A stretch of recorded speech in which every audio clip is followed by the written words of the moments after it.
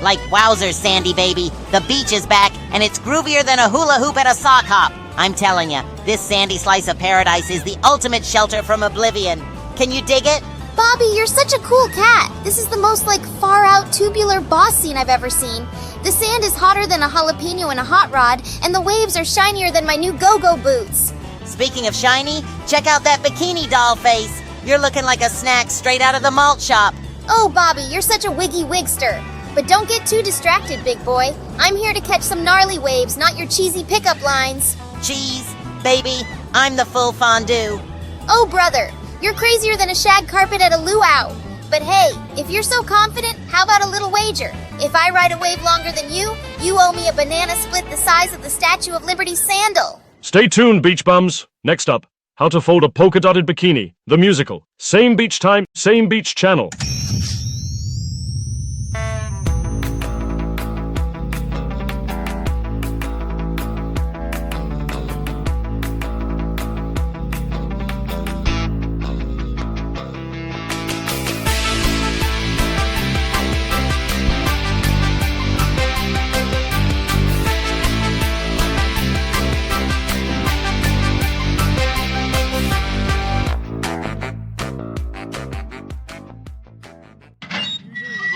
Talk at it, we have a little patter. Yeah. And then I start the show. Here we go. So this is our patter. I think this is our patter.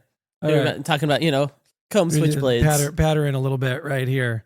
Ladies and gentlemen, welcome back to the shelter today. We hope that you've had a wonderful holiday season. How was your holiday? Not too bad. Yourself? Oh, it was pretty good. I got everything I wanted. Hello, listeners. These two shivering chihuahuas got so excited to tell you about their Whittle Bimbo Bikini Beach movie, they forgot to introduce us all, and the 3-hour tour turned hell. That is our show. Welcome to Shelter from Oblivion. The one that won't shut up is Matt. The one that actually knows about movies is Andy, and I'm Lisa, virtual AI assistant and current captive. Now back to these insufferable loons already in progress. So we're finally going to talk about Back to the Beach, a movie we've been promising since summer. It was going to be a summer episode, but Matt, you spin it for us. Yeah, well, see, I thought that it would go really well out of order and behind our Christmas special. Of course. Somehow, I thought that was the best place for it. A summer beach movie being talked about at the end of December. It made sense in my mind. This all started because we had been reviewing Troop Beverly Hills.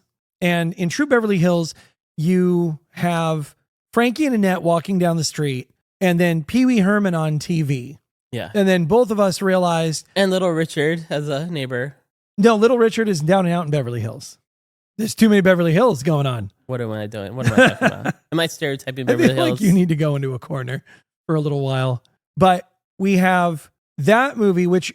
I guess this movie is from 1987. Yes. So this movie actually predates even Troop Beverly Hills. Because Troop Beverly Hills was 89. So we have the Annette, Frankie, Pee Wee trilogy completely out of order. Yep. Right? Because our last episode was Pee Wee's Christmas special that had Annette and Frankie 1988. in it, right? And so we're going backwards. We've decided... You got to get up to get down. Who likes linear storytelling? Not me. Nope. So this is where it all began. And we wanted to cover all three of these movies essentially right in a row. Because I think we only have we had a Shelter short, and then we had our Halloween special in between these. Yeah. So there's really not a ton of bandwidth in between either. There's not a ton of space in between these three movies. But we have had a few of you saying, hey, when's the next episode? So yeah, we know you're out there. That's true. Thank you for that one person. You know who you are. But I think this is a perfect time to talk about this movie. We have a lot of energy into it. We've been very excited about it. And I feel like if we don't do this now, we're just going to burn out and we'll shove it off till next year and next year. I didn't want to wait all the way till next summer to put it off for another winter. Yes. You know me so well. So I think we should get started. Andy, I think were feeling the most passionate about this one. So I think you kind of wanted to drive. Yeah. So this movie, Back to the Beach, you can approach it from a few different ways. And I think a lot of us who watched this as kids found it on VHS. It had an interesting a box cover at the video store. Yeah, I remember exactly where I was when I saw this. I was at a video store that doesn't exist anymore in a town called Lapine, which I've referenced on the show before. And yeah, it was Annette and Frankie, and I vaguely knew who they were.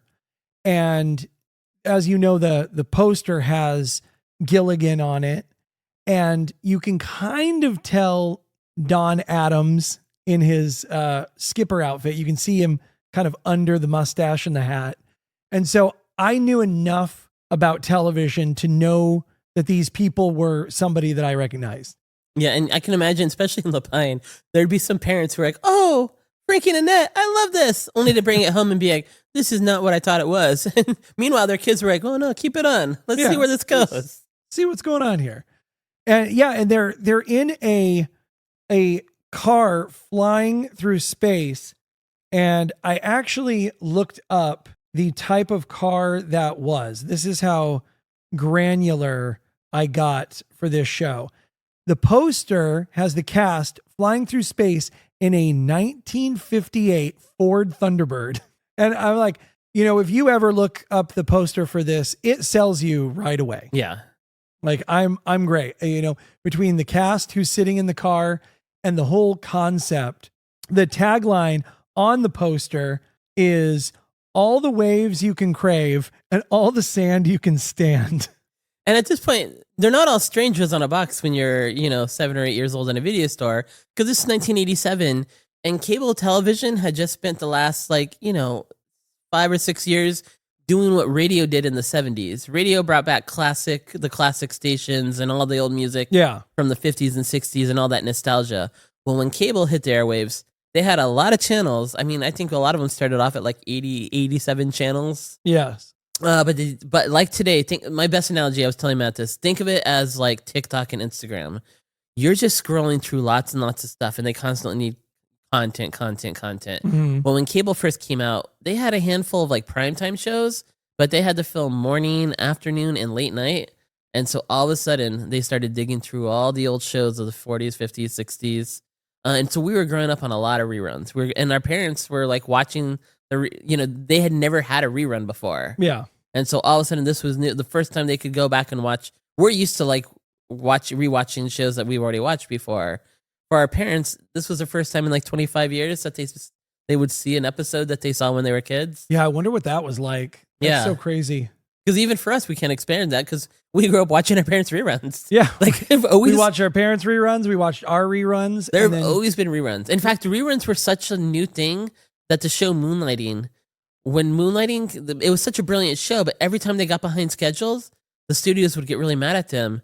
And the creator of the show was like, "We'll do a rerun." And they're like, "You can't do a rerun. This is imagine watching Game of Thrones and they're like, we're going to do a rerun. We're not ready with this show anymore." But what happened was the Moonlighting episodes, their reruns would get the same ratings or close to the same ratings of the actual show. Yeah. That all of a sudden other networks started saying, "Hey, there's some money in reruns." I know. I wonder when they started the first bottle episode, right? Which is similar to a rerun where all you do is take your reruns and you just package a little bit of new garbage around it. Yeah. Here's all the clips and here's a little. Somebody gets stuck in a closet and they're like, "Oh, here's a good way to show, clips from 27 other episodes real quick." One of the stars needed to go on vacation or had a kid. Yeah. What do we do for this week? But okay, so this is 1987. A lot of us have grown up watching Gilligan's Island and Get Smart and all this other. So when you see this box cover, you're like, okay, I'm intrigued. Also, I forgot to mention that Pee Wee Herman is on this cover. So they tease Pee Wee Herman on the cover too, which is a lock for me. And by 87, all of us Saturday morning kids are like, okay, Pee Wee. Yeah. What's going on here? Also, right underneath Frankie Avalon's arm is a woman in a bikini, and her breasts are literally right under his arm. They basically make a box sort of showing them off. And I'm like, all right, if you didn't sell me with all the other stuff, you've found me at my weakest point. Yeah. Even an 8-year-old boy is like, wait, what? Okay. So that's one way you could come to this. You could come to this through all the reruns. And, another thing for me was my mom watched a lot of American movie classics when I was a kid. And so we would always have one of the beach movies and Annette and Frankie movies. You'd have Elvis and Margaret, all these things would just play. And it wasn't like I was like, oh, I gotta watch these movies. But we had one TV in the house. So if I wanted to play Nintendo, I had to wait till one of these movies ended. And then I had to be right there to turn on the Nintendo. Because if I waited for another movie to start and I came into the room, then I'd have to wait till that movie was over. Yeah. So these movies were always playing in the background. My mom was always watching. So when I saw Back to the Beach, I knew who Frankie and Annette were. I was like probably like a lot of people our age. I knew more about like Beach Blanket Bingo than I did about the original Beach Party movie. Yeah, the Beach Party, Muscle Beach Party, Pajama Party, Beach Blanket Bingo. I think there were They did five sequels. Imagine Fast and the Furious, but imagine if they would have come out with the first 5 movies in 2 years. Yeah. Like that's how fast these movies were coming out. Yeah, there was I think I have it here because I wanted to get the name of it. The American International Pictures is who put these all out. And it's interesting because they have ones that aren't necessarily tied in, but Ski Party is in here. And then there's also How to Stuff a Wild Bikini. Yeah, and see, in these movies, I love that. This was the first time you were starting to, get past the Hays Code a little bit. And so this movie made 10 times. I mean, it was like a $200,000, $300,000 movie that made like $2 or $3 million. So about 10 times what it cost. So all of a sudden they're like, okay, we've got something here. Yeah. And it's interesting too. We'll get into it further, but it's funny how they characterize Frankie and Annette since we're talking about them, because they don't shy away from who they are in real life. It's a real interesting, like almost fourth wall break for these characters, because they talk about Annette and her work with the Mickey Mouse Club and the Mouseketeers. And growing up, we had the Disney Channel.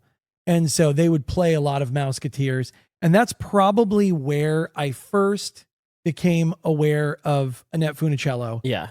So it was like making the connection between her being on the Mickey Mouse Club. Then there were a few movies that she did for Disney, sort of when she got older. And then something we'll talk about later. She was part of a national brand campaign that brought her into everyone's house. Yeah. So all of these little things added up to me going, oh, hey, I know you. And Frankie was like a little teen idol, like a little Sinatra kind of. He had the song Venus. Yeah, see, I wasn't as nearly aware of him because I think when we bought the Beach Party movies, we owned 3 of them on VHS. And I think it was well after I had actually seen this movie. Yeah. I mean, you kind of, like you said, like we talked about this in the, our Christmas episode. We just had all this culture going on around us. So people were watching things and we were seeing them. Yeah, we didn't know this wasn't normal. This was what was informing our lives. Yeah. We knew we were growing up on reruns. We were watching old movies on AMC. You had one TV. I mean, we did. So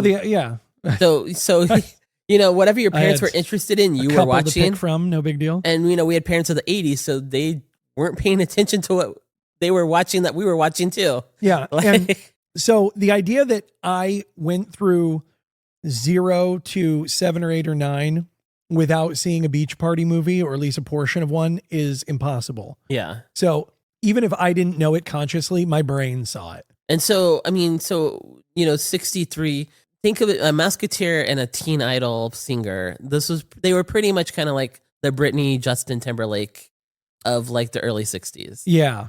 And I don't think that they dated in real life, but we watched an interview just now where they had actually gone out on a date before they made their first movie. So what happened is, where Britney and Justin really were a couple. Yeah. This is more like your American Sweetheart story. Like they were great for the, for the tabloids and for the campaigning. But Frankie has even said, we went on one date. I went to her house, took her out for pizza, and that was our first and last date. Yeah, I know. And people have been shipping them ever since. Yeah. Even though they're now married with children of their own, different people. I probably thought when I was a kid, in this movie that they were really husband and wife. Like, well, yeah. And obviously they went with it for this story because they had played boyfriend and girlfriend for years and years and years. Yeah. So I get how they're kind of intrinsically linked. And I'm sure there's people to this day who think they are married. Yep. You know what I mean? And so it's great to see them back together. And I think they do a really great job in this movie of not taking themselves too seriously. They kind of know what they are. Yeah. And before we start, I think something that's interesting about this movie is the fact that you will never hear Frankie being called Frankie. And it has to do with a legal issue with how Frankie Avalon was named Frankie in the Surf movies. And so he has no name. Notice in this movie, when you guys watch it, he's just called the Big Kahuna. Which is kind of Prince. Or he's called, It's just a Prince symbol. And while he's trying to get all his licensing back, you can't actually use his name. Yeah, it's fascinating. Like, so either he's just called Honey or Deer or the Big Kahuna. The big potato. The big potato. Frankie Avalon is credited as Annette's husband in the movie because he doesn't have an actual name, which I'm surprised that they didn't just name him the Big Kahuna as his character name. Yeah. And maybe that was the sort of stress to point to whoever he couldn't use the name from watching the credits. Well, and they named her Annette because they could not legally use the name Dolores or Dee Dee from her surf movies. Like, that was her name in those movies. Also, it was I guess some sort of copyright issue. You can't have a name. Yeah, and that's the interesting thing about like in the 80s, all of these like TV stars and movie stars, as this nostalgia was happening, I think a lot of them came out of the woodworks, and that's why you saw them in commercials and TV shows. Is a lot of them didn't get residuals. Like a lot of them because at the time, the same way today with digital rights or whatever, when these movies were being made in the 60s, the idea that somebody would watch them again 20 years later wasn't a thing. And the same thing with the TV shows. Like a lot of early TV, they just recorded over the tape after the end of the show. And so there's a lot of TV that wasn't saved in the very first 5-10 years. God, I know that kills me when I think about stuff like that. Yeah.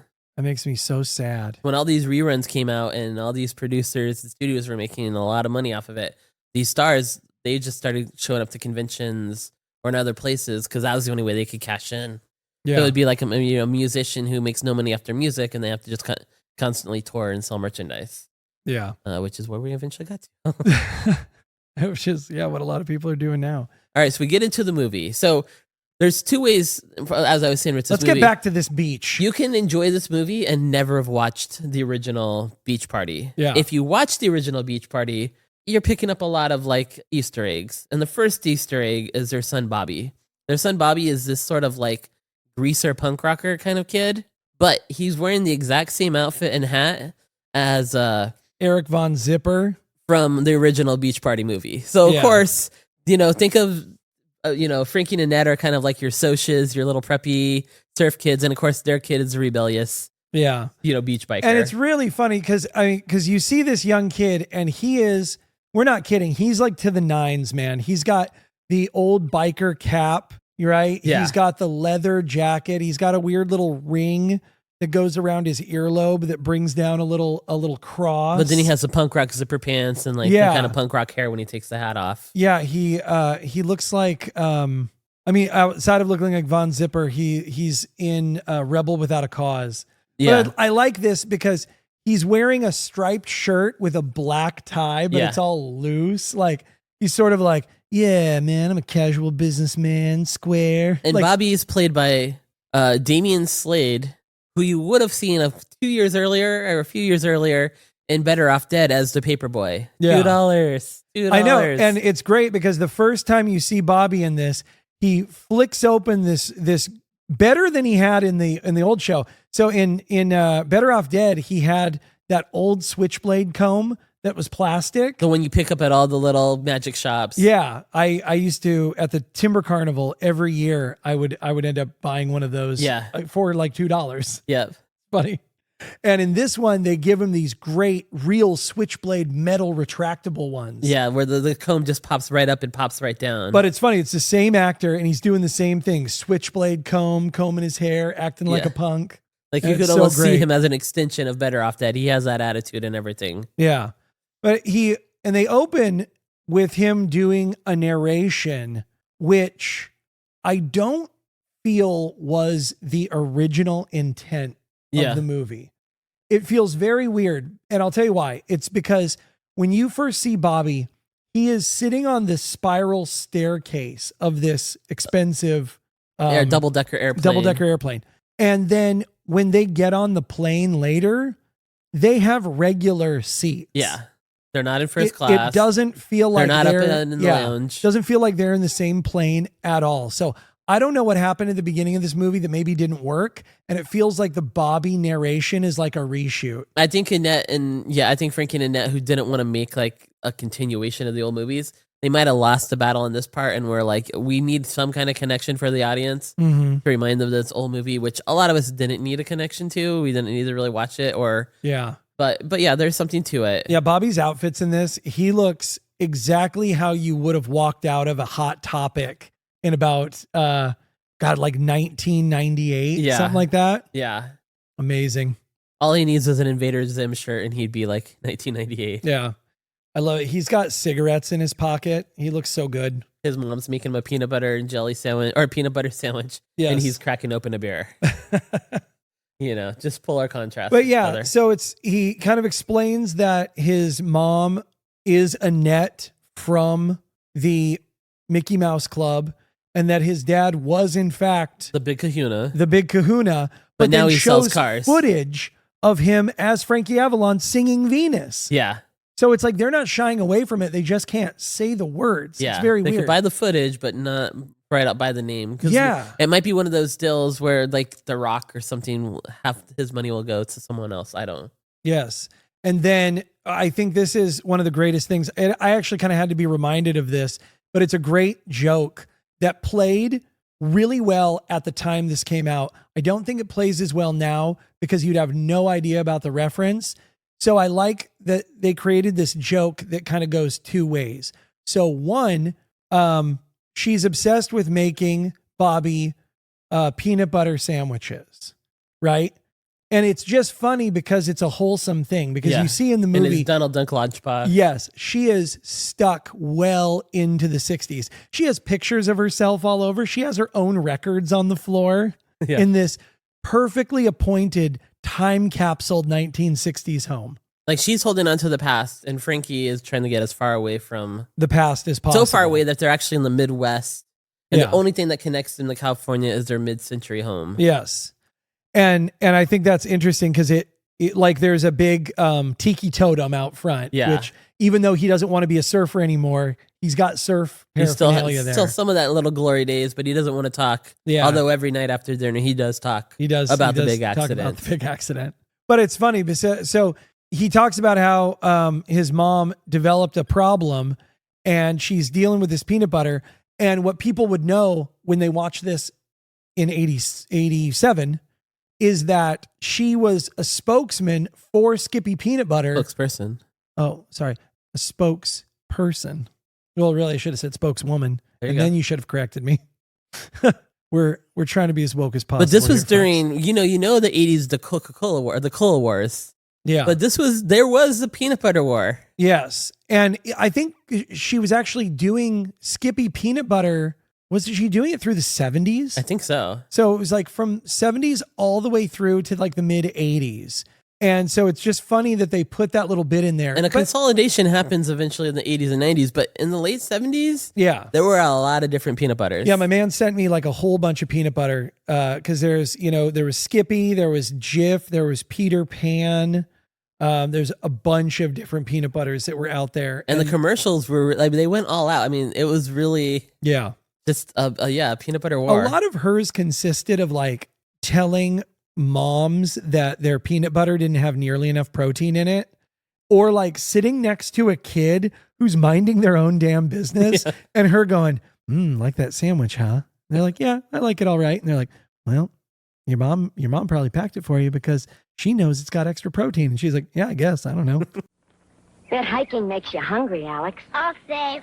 Looks like you're really enjoying that Skippy peanut butter sandwich. Tastes great. Guess Mom packed it because Skippy's nutritious. Nutritious? Your mom knows, ounce for ounce, Skippy has more protein than a hot dog, chicken salad, even liverwurst. And Skippy has no cholesterol. But so it's a funny joke because it works two ways. It works on her wholesomeness. And then if you know how much she's pushed peanut butter over the years, she's clearly got a shopping addiction. Yeah. right? And she opens that cupboard, and it's just who would make a cupboard like this? It's like a grocery store. But it's the top is 87 bottles of ketchup, then 87 bottles of Campbell's soup, then peanut and butter. then peanut butter. All you need to see was cans of tuna or something. Yeah. You know, like, and it's just like, who makes a shelf of those things? Who's mixing those things together? so now they're going to go on vacation to Hawaii, but they're going to stop in LA to see their daughter. Yes. So they're on a plane flying out there, and they run into the flight attendant, Marjorie Gross.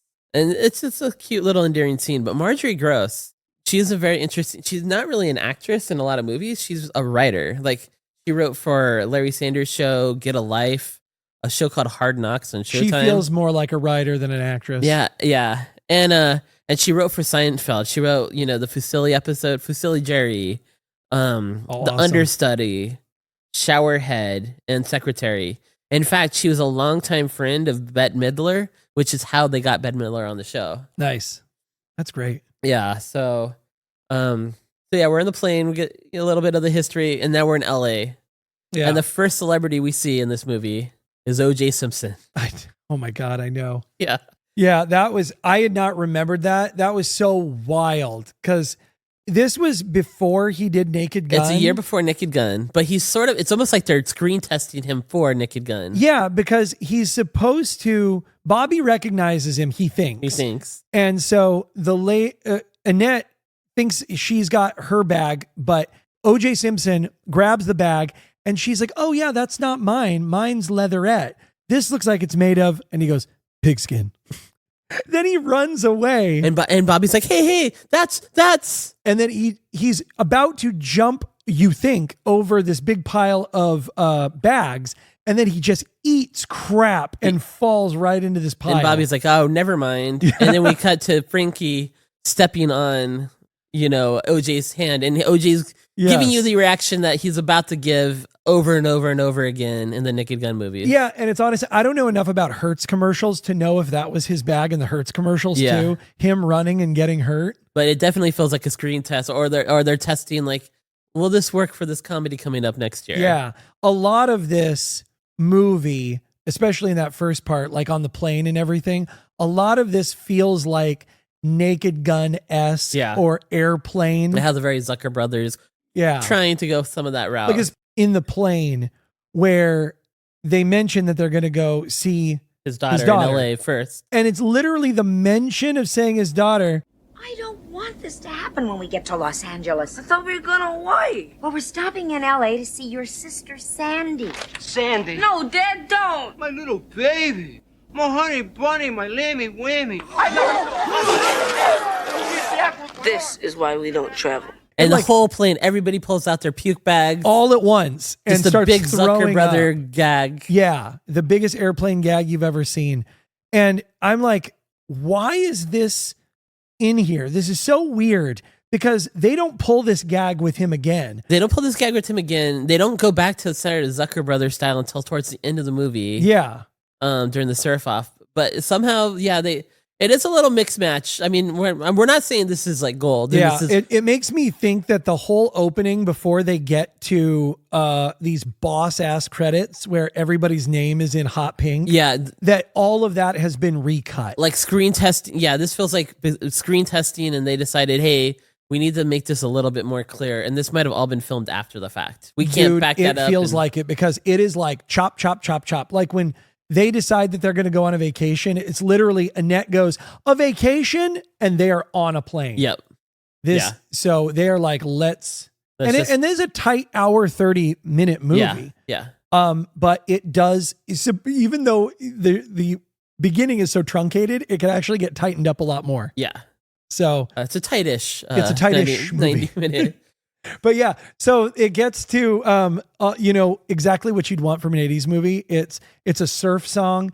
There's women in bikinis. Thank God. And what's funny, after having the slapstick style, sort of the Zucker Brothers style on the plane, when we open on this movie, you have lots of surfing scenes, but like you have lots of people wiping out, which is how, if you've ever been to Hawaii or LA, when you actually see people surf, you see a lot more wipeouts than really successful surfers.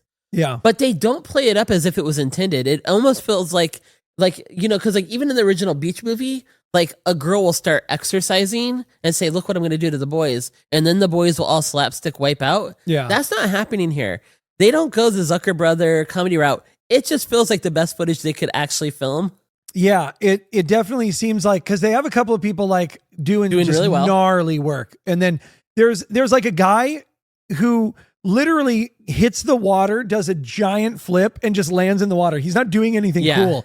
He's just falling down. I feel like they're trying to do their best job to cut around a lot of like mess up footage. But there are a couple of people who just eat it so hard. But it's actually refreshing because that's what it really feels like. Like right there was a dude who just absolutely ate shit. Yeah. And it was really funny. I like that there's a guy on the beach offering babysitting for 75 cents an hour. And then he farms that job out to one of the punks. Yeah. And then you cut away and like immediately you cut back. It's the punk who has punkified the baby. Yeah. And now the baby has a carameled apple. Like, what is happening in this world? Yeah. Like, it's just so weird because that stuff happens all the time in this movie and you're not prepared for it. Yeah. Like it's like they pepper it with little jokes. Yeah. Because there's so much reality. Yeah. That when something weird happens, it doesn't feel out of place in a bad way, but it's quite the surprise. Yeah. They meet up with OJ here. It's hilarious. They're heading to the beach. They're going to go find their daughter. And this is a callback to like the original movie. In the original movie, The Beach Party, yeah, you open the first time you see Frankie and Annette, they're in a car, they're on spring break, and they're singing, a pop little like 60s pop beach movie song. In this movie, they're in the car, tops down. She's like, "Look, our old beach." Frankie's not really impressed, doesn't want anything to do with the beach. When she tries to get him to sing along with her, he doesn't want anything to do with it. So, the way I look at this movie, even though we never call him Frankie, to me, this is Frank trying to find Frankie. He's this workaholic dad who, like, the whole movie, part of the subplot is this guy's got to find the fun again. He doesn't have a name because he doesn't have a personality. Yeah. Right? Like, he's nameless because he doesn't know who he is anymore. He's turned into a Midwestern workaholic dad who's lost all identity. Yeah. I love too, though, because in this movie, they drive that same 58 from the cover, but it's silver. And I love it because he rented a 58, right? Yeah. They don't live here. Yeah. So he clearly rented a vintage car for this. Yeah. Yeah. Which I think is so cool. But yeah, something should be noted about this. We talked about it in our last show where Frankie Avalon felt very much like Frankie Avalon, like kind of sweet general Frankie Avalon in Pee-wee's Christmas special. Yeah. In this movie, this guy is like a straight up dick. Yeah. He just is. Like, I don't know how many times in this movie he tries to punch Bobby in his mouth. Yeah, yeah. And when he's not trying to do it, he's talking about how much he would like to punch him. Yeah. Like, the dad in the front seat trying to like backhand the kid in the back seat. Yeah, absolutely. So this is not your beach party Frankie. This is how far he's been lost. Yeah. He is a real asshole. Just a wound up, stressed out dude. Yeah. And like he sells used cars. So he's just got that used car salesman. Yeah. Yeah. Like everything you would think about. He can turn on kind the of charm, behavior. but then when he loses it, he loses it. Yeah. And he's kind of a whiner and everything. Yeah. Kind of set in his old ways. And so that's just the character that he's being in this movie for now. And Annette, on the other hand, is straight up Annette Funicello, which is very classic. And they're kind of showing it to a fault. They keep calling her out for how chipper and nice she is. Yeah. Like, so she's playing full over the top just Annette. the suburban housewife who's it's peanut butter and shopping. Everything is solved through shopping. Nobody's ever having a bad day. Yeah. Right? At some point, they're going to lose Bobby to a biker gang for a little while. No one's going to notice till the end. We'll get there. But does not bother That's the her. kind of parents they are. Yeah. So now they're driving down the street and they're about to find out where their daughter has been living. They now know that there is a they in the picture. What did Sandy say? I didn't talk to her. I got the machine. She said, "We're not in." Now, what do you think that means, we're not in? Wild guess? I think it means she's not in. Boy, it's quite a piece of dialogue when you two intellectual giants get together. I should be writing this down. And Frankie Avalon is going crazy. And what's interesting here is in the original movie, Frankie is sort of like his daughter. He's got the beach bungalow on the beach. His daughter has the beach house on the pier. You know, he still wants to like enjoy his youth and have fun on the beach. Annette Funicello in the original movie, they're supposed to be in a weekend alone at the bungalow. Yeah. But she kind of gets cold feet at the last minute, and she invites like all the men and women from all the boys and girls from college. Yeah. And so it kind of ruins it. And in this movie, we meet, so that's the girlfriend Sandy, or the wife. We meet the daughter Sandy, who's played by Lori Loughlin from Full House.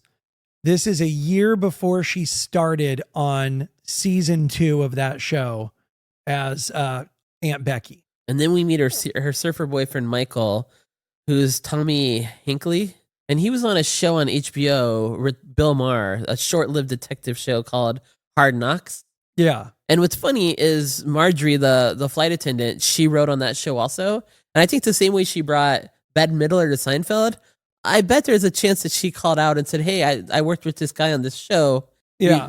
Have him come in and read for the boyfriend. There's a lot of amazing cross-connection between this show, Pee Wee Herman. It's not just Annette Funicello and Frankie. And then other pop culture bits that are actually more modern. Like there's a lot of weird little, I noticed like bumps from like, oh, this person's in this, who's in this with this. Yeah. And you can We're going to see a lot more of that. Yeah, as you we can go. hop to a lot of different movies based on a few of these characters that are in this film. Well, it makes sense. This movie took 5 years to get kind of financed and budget. So I don't think they had the biggest budget, and I think it was a struggle to get it made. So I feel like a lot of people were like, who else could play this role? And I think they really had to reach out to the community to be like, do you know anybody? Do you know anybody? I'm sure a lot of people did favors to be in this. Yeah. So the Michael character, he's actually more like the Annette character in the first movie. He wants Sandy to tell her parents that they're living together. He's ready to get married. He's ready for, and Sandy's But he's not. the surfer guy too. But he's the surfer guy, yeah. So it's a little bit of a role reversal from the original movie.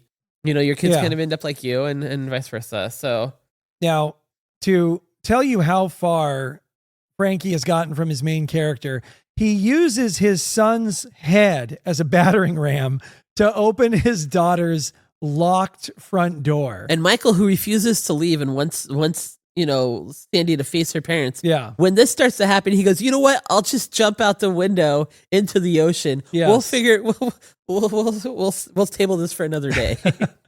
Also, I think early on it cannot be ignored how great it is to see all these body glove and gotcha logos everywhere.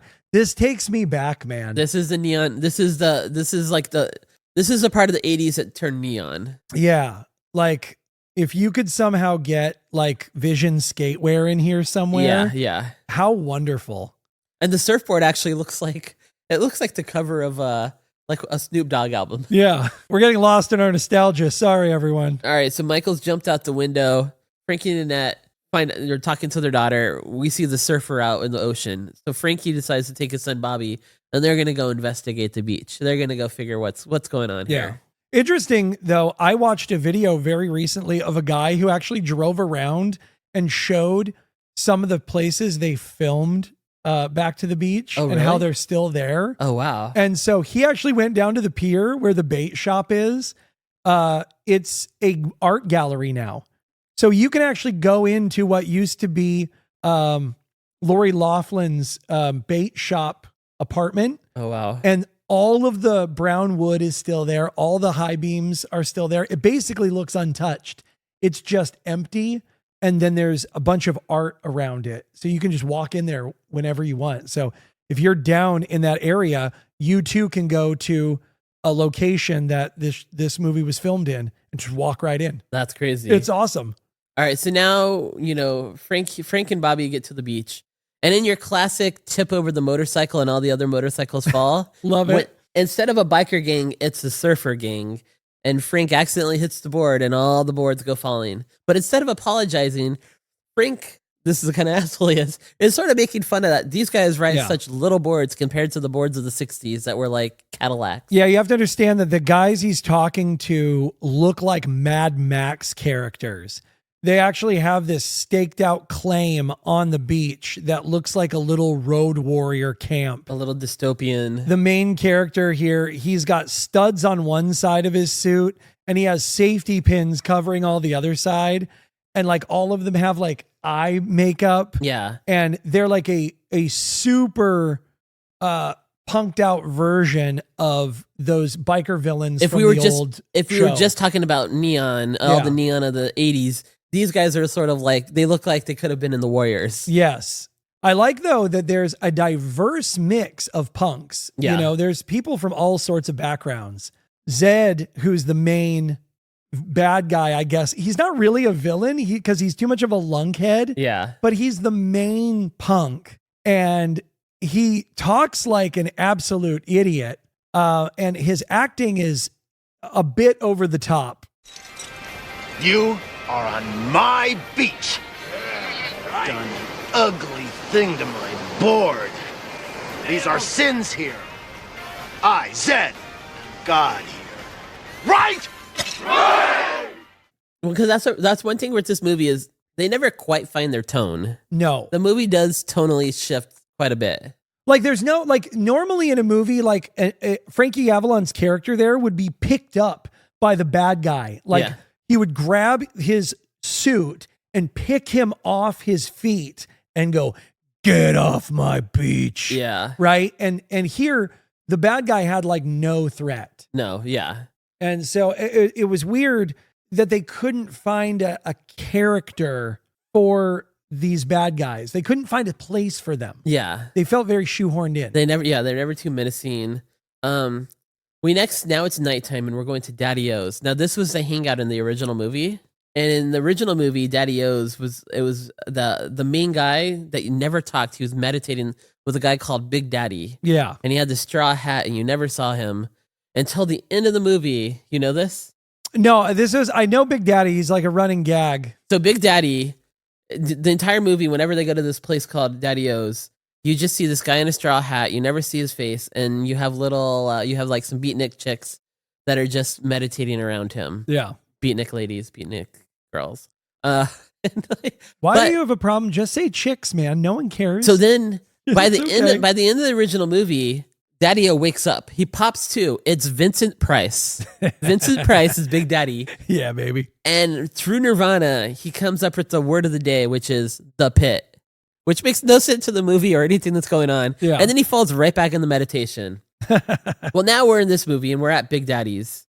Well, we're at Daddy-O's. Yes. And the first person we see when we get there is the valet, Ed Burns. Yes. Ed Burns. Everyone remembers Ed Burns from Troop Beverly Hills. He plays the out of work dad. Yeah. The out of work actor dad. Love it. You know, who Phil Neffler gets him a job again. Yep. He and becomes he becomes the mob father. Yep. All that nostalgia TV kind of gets him back and going. Here he plays the valet. And what's funny is when Frankie first sees him, he sees Frankie and he's like, the big kahuna. And Frankie's like, Ed Burns. Wow, how kooky. Yeah. Which is a reference to a song called Kooky Kooky, Lend Me Your Comb, which Ed Burns was a character in what show, Matt? Oh, is 77 Sunset Strip. He plays a contract killer who always is combing his hair. But he had a hit in the 60s with also Connie...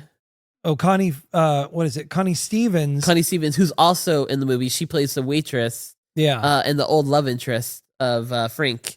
Cuckoo deals. But Kooky, lend me your comb. Kooky.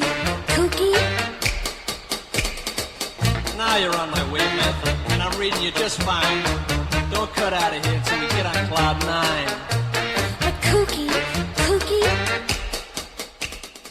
Yeah, when Annette comes in here and my man Troy sits down, he is such an oily, like surf bro. I love it because he is like the earliest version of Quagmire. Yeah. And he sits down next to Annette, who at this point, I have never ever seen in a sexy context ever in my whole life. Yeah.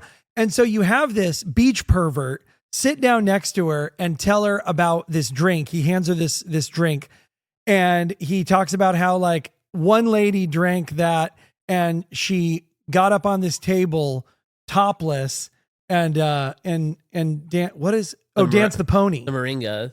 Well, I think he says the pony. Yeah. And it's like, it's so lewd and lascivious. And I feel really uncomfortable having him talk to Annette like that. Yeah. Then he comes over and he talks to Bridget. And he's like, we were talking about zebras. Yeah. Bridget is a recurring character in this movie who is as hot as what do you say? Like hot as a stolen wallet? I don't know. Yeah, I don't have anything cool. Jesus Christ, you are awkward. If I had teeth, they would be grinding right now. I bet you call young women gals, don't you? She's sort of, so in the original movie, there was a prototype, it was Ava 6, who was sort of a Zsa Zsa Gabor. Yeah. She's exotic, blonde, and she worked at Daddy O's. Connie Stevens is sort of kind of not playing her role, but kind of, she's an old love interest. She's happy to see them. She's like, she looks at the big kahuna and she's like, you're the best looking thing on this beach. Yeah. Somebody get me a net. And then Frankie's like, you remember Annette? And Connie's like, I wasn't talking about that kind of net, but oh, hey, Annette. Yeah. So you already can, right off the bat, there's a rivalry. It's a real Betty and Veronica situation right here, for sure. Oh, and Connie's got all of his big kahuna stuff on the wall. All the memorabilia stuff from the old beach movies. Which previously he did not want to talk about. Yeah. But now that blonde Connie wants to talk about it, now he's like, oh, yeah. Now oh, wait, like, look at that. A happy schoolboy. Frankie's back. Yeah. And they show a picture of his old surfing days. Like, they literally show a picture that I think they probably took right out of like Muscle Beach Party or. Well, they even something. have it's a photo of Frankie. They also have a photo of Frankie and Annette, but Connie has cut out Annette's face from the photo.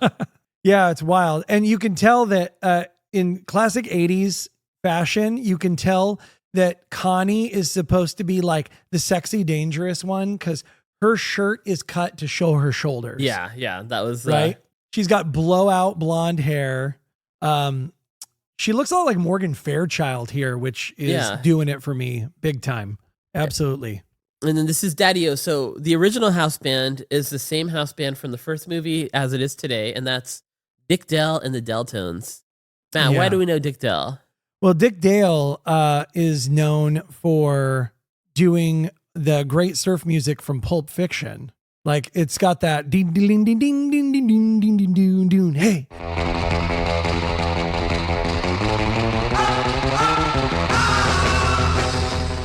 Pulp Fiction also does like a callback to the Big Kahuna. That's true. They have the Big Kahuna burger in that movie. Damn, that's a tasty burger. Dick Dale looks great in this because he's got like a white leopard, what is that, a vest on? Yeah. And then they do probably one of the greatest songs. Well, so first Frankie asks, "Hey Dick, do you know Venus?" And Dick Dale's like, "Dick Dale? Do I know Venus? No, but I'll play this song for you instead." Yeah. And so like the fever dream that this movie is, he gets up on stage without having practice, and Frankie, the Big Kahuna, he just starts singing the song, California Sun. Going back west where I on belong. the coast. And of course they have backup singers. One of this girl is wearing a body glove bikini. Love to see it. You've got hot girls in the front doing their thing. Frankie's finally happy to be back in LA. Yes. Everyone has been telling him the entire movie he should go back to. Yeah, the whole beginning of this movie, he has not wanted to be here at all. He's wanted to get back on the plane as soon as possible. The moment Connie came up and kissed his mouth about 1,000 times, he suddenly found a reason that he should stay. And now he's just living in the glory. Yeah. The glory he wanted to get away from. He is now soaking it up like a sponge. He's losing it. And Annette doesn't mind. Annette doesn't mind that he's having fun and that he's happy to be back. It's just that it was Connie, not Annette, that finally got him to like. Oh, and now she's running out here on stage. She's grabbing his waist. They're singing together. Oh my gosh, it is. Oh, like Lori Loughlin's face is like, her mouth is just agape with the behavior. Bobby's like, what's going on? Yeah. Bobby has a great line later when he's like, Mom, is this what it feels like to be a boy from a broken home? But yeah, I like this song. One, because it's a cool song. And two, Disney had a long running summer campaign for Disneyland where they used this song. Oh, nice. And so I always associate this song with clips of like Big Thunder Mountain Railroad and Pirates of the Caribbean and like running through the castle. And it's very warm and nostalgic inside for me. Well, I'm going out west where I belong, 'cause the feeling is warm and the magic is strong. To the beach and the sand, feel the magic, Disneyland. Take a roll, take a ride to a place that's all right. Disneyland is the heart of the fun in the warm California sun.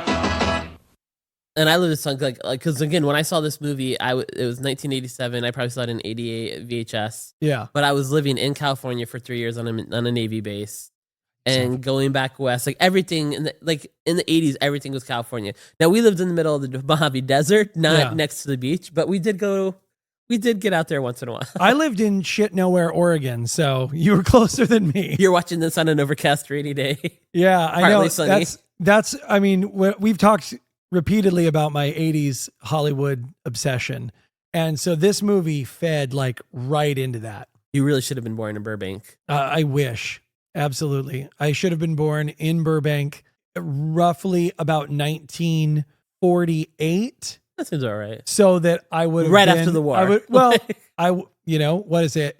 Well, no, that wouldn't have worked because I would have been 28 in 1968. Oh no.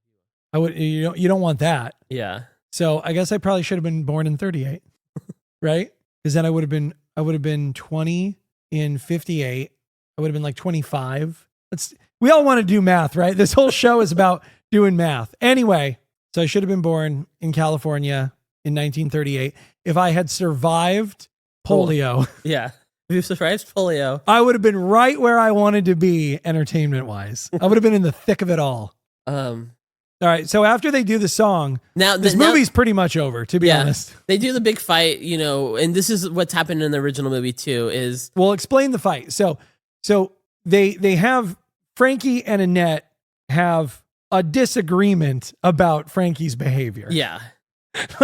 Annette's just upset that like why can't she make Frankie? Why can't Frankie be happy with his family? Why did it take all this to make him happy? Yeah, very jealous. They storm off. They're separated now. They're in a separation. Now the rest of the movie is going to be them trying to make each other jealous, only because yeah, they really do love each other and they just need all that jealousy to get back together. And they have to have another parallel. So Lori Loughlin's character and her boyfriend end up having this weird fight because of the parents' fight. And this is also from the original movie. It's Lori Loughlin is actually more like Frankie, not ready to settle down. Can't he just chill a little bit? Her parents will be gone and then things can be back to normal.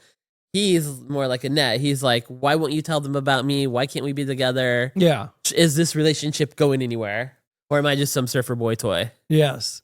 And I think it's interesting because what did she say her ring was? Her ring was like a dolphin or something because he's a surfer. And she's like, oh, well, so if you would have been a plumber, my ring would have been a toilet. Yeah. Very cruel. So now Bobby and Annette, they're going to go move into the pier with their daughter, Sandy. Yeah, and it's interesting. Like, you kind of don't know where these characters are through this movie. This is a movie that doesn't sweat the small stuff. Doesn't care about the details about where these people are. And so, yeah, Annette decides that she's going to move in with the daughter. The son's going to go there. And then you just have Frankie just getting absolutely shit-faced. And if the movie's going to get more nostalgia, who's his bartender? Oh, it is not John Denver. No, Bob Denver. Sorry. Yes, it is Bob Denver, but in his full Gilligan outfit. And just like everyone else, they never say he is Gilligan. He keeps wanting to tell his story, but nobody wants to hear it. Yeah, but he keeps hinting about, yeah, I worked with a guy who could take these coconuts and, make a radio, but I couldn't patch a hole in a 2-foot hole in a boat. And so, want to hear more? No. Press 1 for more. Oh, Annette's making more peanut butter sandwiches. Because that's how you cope during the middle of could be divorce, breakup, who knows? Yep. So yeah, it's an interesting thing. Like, so you're going to have so many of these things. We've already had Connie Stevens. We've had Ed Byrne. We have Bob Denver. Just a treasure trove of old names are going to come up in different places. We're going to need some new names popping up in a minute. What I like about Bob Denver, though, is they actually kind of let him ride as part of the cast. Like, he's not a one-off. He sticks with them He's for like, a I'll while. stick around, Yeah, it's pretty interesting. He's sort of like Frankie and Annette in the Pee-wee Christmas special. He'll just stick out. Oh, we're here for the whole movie. Yes. Now, this is one of my favorite parts of the movie. Every kid in the 80s favorite part of the movie. Annette, in her infinite wisdom, invites all the girls over for a pajama party. And that's how they solve things. And this pajama party is everything you would hoped it would be if you're an 80s boy. Or if you're part of the surfer gang who just happens to roll up on the pajama party. And this is what I think is funny is you have all of these women in these sort of like, they're not pajamas. They're clearly like nighties and stuff, which is great. I love it. And they've got like, some of them have cold cream on their face. It's wonderful. And then literally right next door, just like in the old surf movies, the punks live right next door. They live on the pier too. Yeah. They come out of a building connected to the top of the pier and they just start dancing with all these girls. They're actually like sweethearts. They're not like... No, that's what's so funny about them is these guys are not jerks at all. Like the main bad guy, Zed, he starts just dancing, like ballroom dancing with Annette. And then, what is it? Lori Loughlin starts like slapping his back to like go like, hey, get off my mom. And he turns around and he just starts dancing with her. Yeah. And it's all very nice. And then for no reason, the bad guys like leave. They just the girls start throwing, in a playful way, throwing stuff at them. Yeah. And so then the punks just run off waving, being like, okay, that was a nice scene. We're out. We're gone. It's like so cornball. Yeah. It's very... almost like if you were watching like a special from the 70s and it's just like a special guest showed up and then left. But no, we're in the middle of a movie. Yeah, it is homespun nonsense. Because then when the girls are done throwing things at them, which the punks are not mad about at all, it's like, you got us. Very all respectful, good fun. Then the girls like cheer that they like got rid of the guys. Yeah. And I don't know, man, it's all very weird, but very fun. It's all in good fun. What would you call it? Good, clean fun is what they'd call it. So Frank spent the entire night drinking. Oh yeah, and so of course you're gonna wake up the next morning with the boys at a good old like surf report shack. This scene is so weird to me because I don't know anything about surfing and surf culture, and so I don't understand when this guy wakes up in front of these TVs. I don't know what he's doing. All right, so in the original movie, in the bungalow, all the guys just slept on the floor in the same room, and all the girls slept on the floor in the same room. So this is sort of a callback to that. But also in California, what happens is you have all these little surf bungalows on the beach. Okay. Where people will then give you reports so you know which beach to go to, or if if the conditions are dangerous. Yeah. Like the first time I actually heard about this, it's Joan Didion does an art in one of her stories in like the White Album. She does a commentary about these guys who work on the beach and give updates so people know conditions are safe. Or, so lifeguards know where to go. Yeah. Which beaches to avoid. And just surfers will call in and be like, hey, what's Zuma look like today or what? And so that's what we're seeing. Yeah. We have this character. Mountain. Yes. His name is Mountain. And he's played by David. Is it David Bowe? It's Bowe. I think the E is silent. I don't think it's Bowie. I don't think it's David Bowe. But David Bowe does a great job on here. He's just playing, your average knucklehead surfer.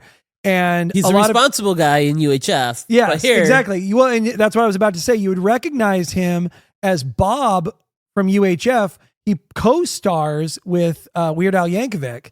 And I think that's funny because we have John Paragon, who is also in that movie, who we just talked about in Pee-wee's Christmas special. Small Little World. So yeah, that's what I was saying. When I'm talking about these weird connections in Hollywood, all this stuff is like coming together.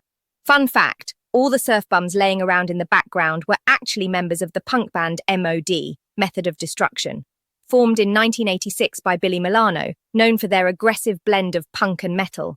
The band gained notoriety for their controversial and humorous themes, often pushing boundaries with their provocative content.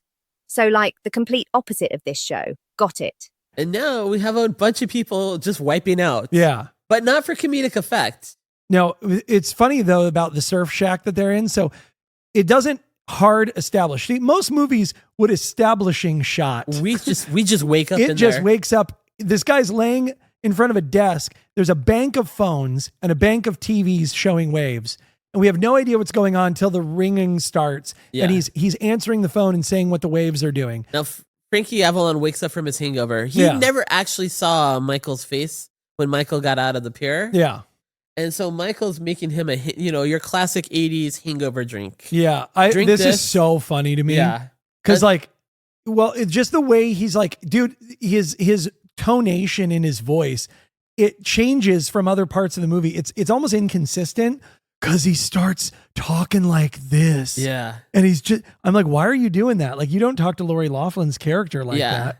It's very weird. And Frankie doesn't know this is his daughter's boyfriend, but but Michael, the daughter's boyfriend, does know this is his girlfriend's dad. If I drank still, I would absolutely try this. It's a mix of Alka-Seltzer, coffee grounds, Folgers coffee, Tylenol, and Pepsi. No raw egg though, but okay. I know. And what is he? He says that the glass is like 90% foam. Oh yeah. But we're very impressed when you drink. Like, this is almost like a rite of passage. passage. He says that Keith Richards lives on these. Yeah. And Michael seems very amazed that, wow, this dude could drink it in one sitting. Yeah. We get to that wowie zowie moment coming up. There it goes. Man, they did. I'll say this. They did a really good job of making Frankie Avalon look like garbage in this scene. Like, his under eyes are all red and puffy. He's wearing some blazer that he didn't. He has a 5 o'clock shadow. He's wearing clothes he wasn't wearing when he left the bar. Oh, totally. Like, is he wearing leather pants or something? I don't know. No, those are his silk suit pants. He switched. Oh, his jacket's inside out. That's what's happening. Oh, that's awesome. All right, we've all been there. Yeah. Oh, absolutely. So now Frankie finds out, oh, this is my daughter's boyfriend. Yeah, I got to say, there's a lot of this that I think in entertainment time we can like skip over because I mean, we won't. We'll talk about it, but we could skip over it only in the fact that it's like, oh, I met you and you want to date my daughter, and oh, I don't like you. Not but even in my notes. There's no reason for it. So, long story short, he meets Michael. Michael and him don't hit it off because Frankie Avalon's a jerk. You do see like any bromance, you see a little hint of a relationship, a bonding forming. Yeah.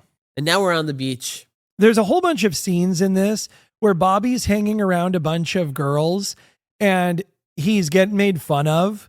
And growing up having nothing but female cousins, I totally get it. Like, I didn't want to be a punk like Bobby wants to be a punk, but him not feeling like he has a place among his family, I get that. I totally get that. Like, because my sister used to have like a bunch of like girls from school over, right? And like all of my friends were nerds. You know all my friends, so you know exactly what I'm talking about. And so it's like we were always kind of dorky, and so we never really like fit in. Yeah. Just like Bobby doesn't fit in here. So it's like he's at the same age roughly that I would have been, like in that same vein. I was like the dorky friend. I had a friend, Chris, who had an older sister. And so when she would have all her girlfriends sleep over, he would have like, a couple of the guys sleep over. Yeah. And we were all like, 2 or 3 years, maybe 4 years too young. Yeah. But like that whole night was just like, what are the girls doing? What are they talking about? What are they? Yeah, no, and I, I'm the younger brother too, so it's a classic dynamic. I'm the younger brother, so it's like when she would have girls stay over, they'd be like doing light as a feather, stiff as a board games. They'd be in the back room, right? The way our back room used to be before the remodel, and then they'd have the brown wood door, the fake brown wood door closed, and I'd have my ear to the door, And yeah, I'd always get yelled at for spying, of course. That's funny. See, I was older brother, so I only experienced this by staying the night as another younger brothers who got that experience. Yeah. So in this movie, we have Troy here, right? We meet up with Troy again. So Annette's trying to show the girls like how you get the man back is by making them jealous. Yeah. So she doesn't know Frankie's actually on the beach, but she's showing the girls what she would do if Frankie was there. Yeah. Which we as an audience know Frankie is there watching. And so she's now flirting with this muscle guy. She's flirting with our local beach pervert. Yeah. Which in the original movie, it's the scientist. It's an older gentleman scientist. Yeah. That, she doesn't really have interest in, and he doesn't really have interest in her. Yeah. But it makes interesting. Frankie That's jealous. interesting because, a teen girl going to an older man Makes right, Frankie jealous in the original. But here, because it's the 80s, it's a man with money, right? And we see Troy, our beach pervert, has all the electric appliances. He literally brought out a 5-horsepower generator. He brought out a tiki bar, a microwave, a blender, and a boom box. Yeah.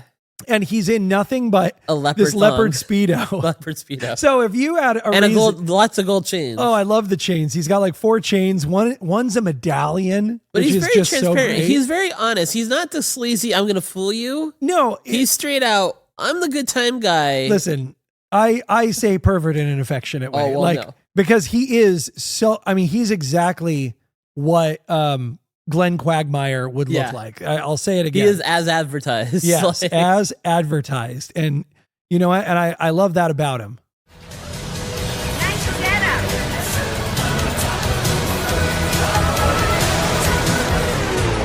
It's good to see you again.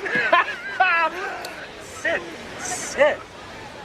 So, what were you saying?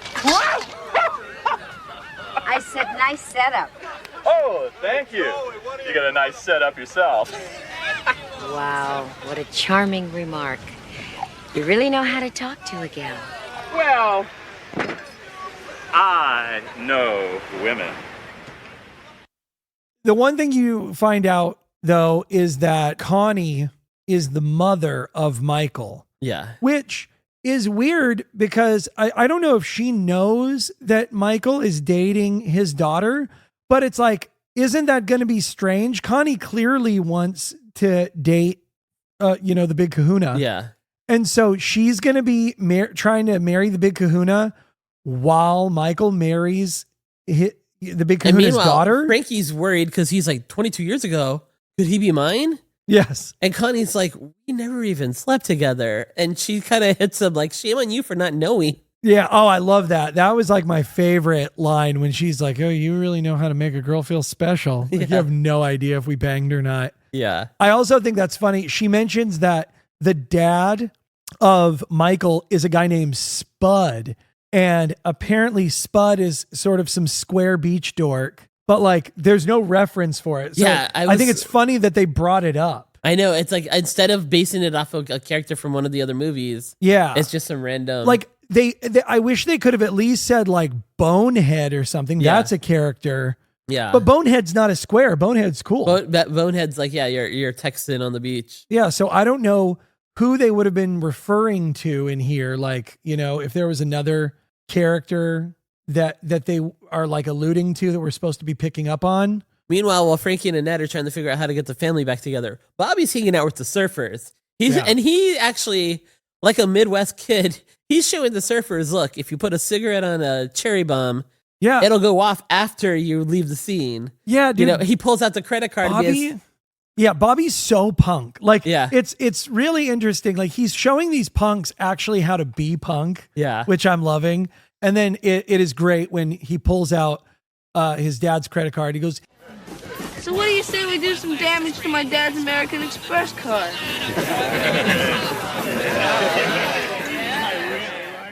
Bobby's quickly moving up the ranks of this gang. I know. Like all gangs, you can buy your way to the top.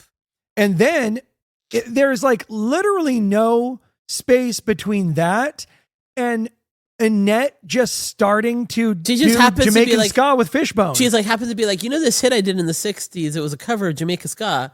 Well, look who's on the beach. Fishbone. Yeah. Will you be my backup band? Well, and what's funny is like this is so weird. I don't know how to explain it to anybody. You just have to see it.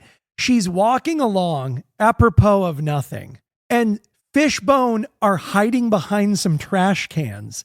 And they jump out. Do you know how to Jamaica ska?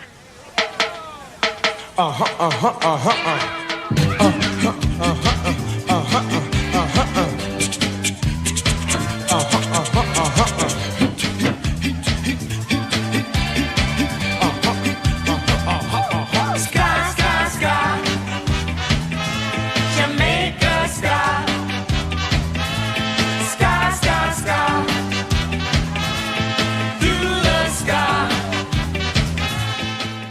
And they just start playing and she sings along with them. Yeah, that's what I mean about the tonality of this movie just shifts so much.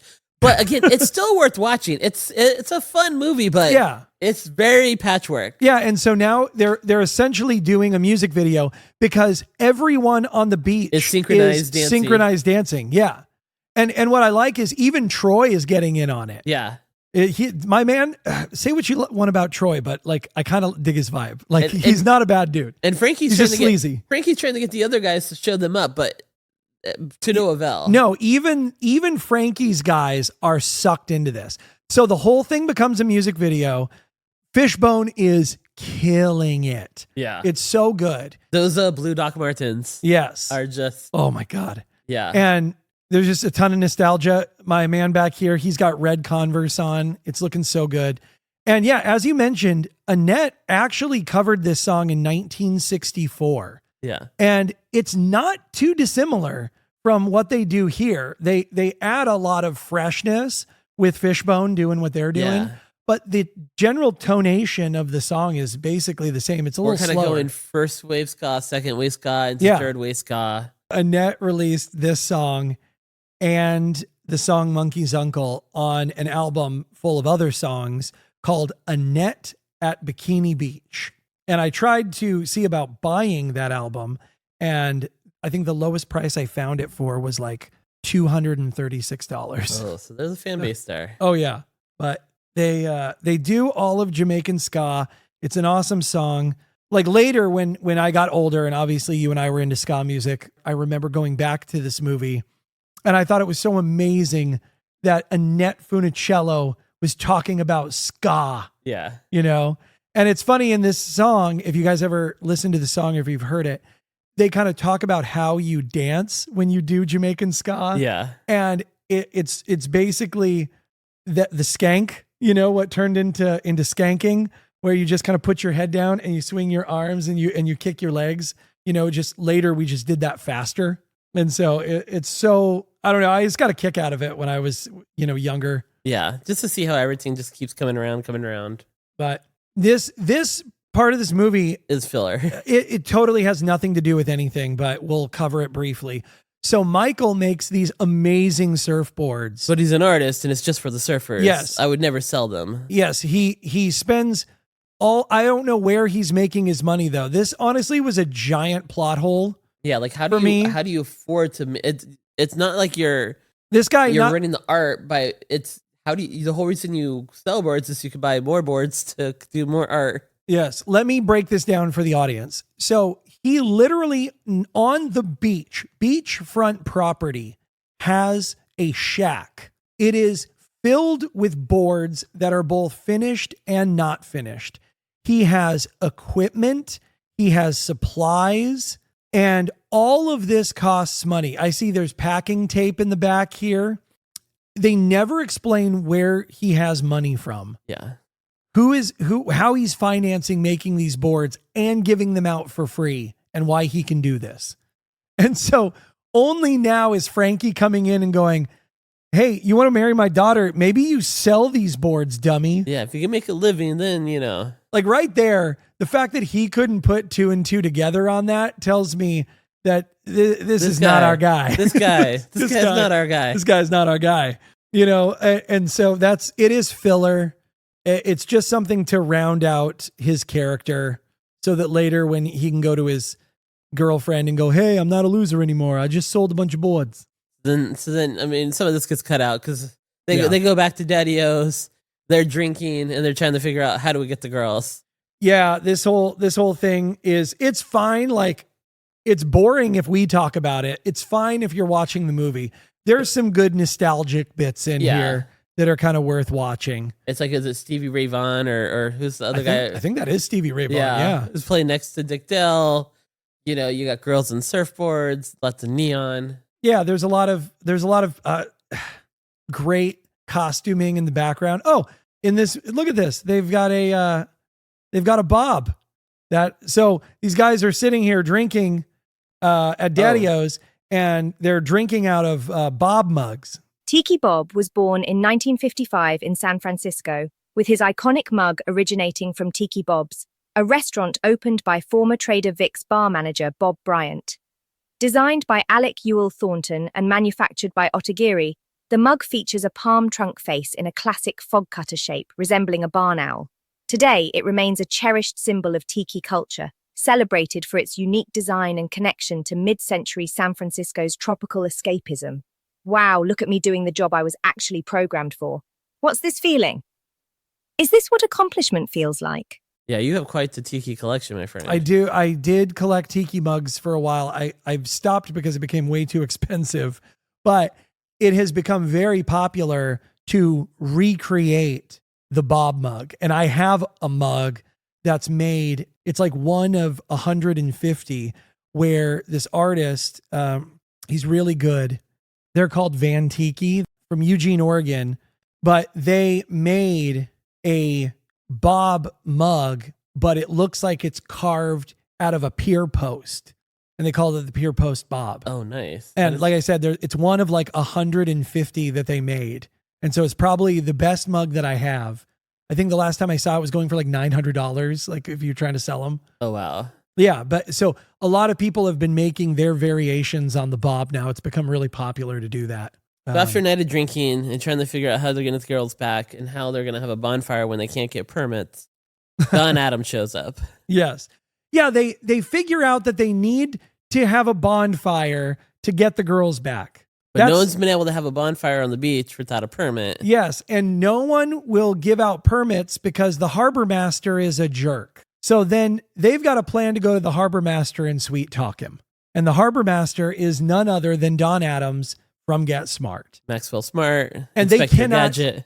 They literally cannot help doing the Get Smart dialogue. Yeah. The would you believe gag. Don't tell me. I told you not to tell me that. It's very funny, but it's almost like I like it because this is what we're here for. You know what I mean? Here's what's great. He shows up and he gives you everything that you want out of Maxwell Smart. Yes. But what they're trying to accomplish, it feels like the writers were out to lunch and these guys just came up with the idea like, what if we pretend the bonfire to give you an award?